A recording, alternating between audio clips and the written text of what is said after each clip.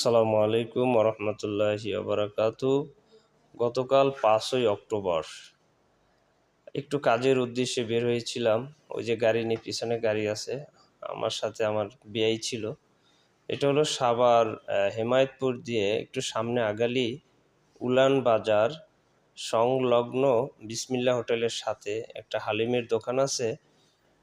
ছেলেটার নাম হলো পারভেজ। ও খুব সুস্বাদু এবং মজাদার হালিম তৈরি করে। সেখানে আমরা কিছুক্ষণ ছিলাম, ঘোরাফেরা করছি।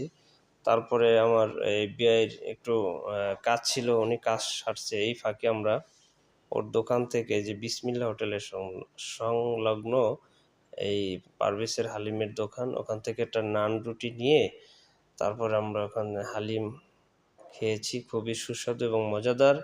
যদি সাভারের আশেপাশে যারা থাকেন, এই উলান বাজারের সংলগ্ন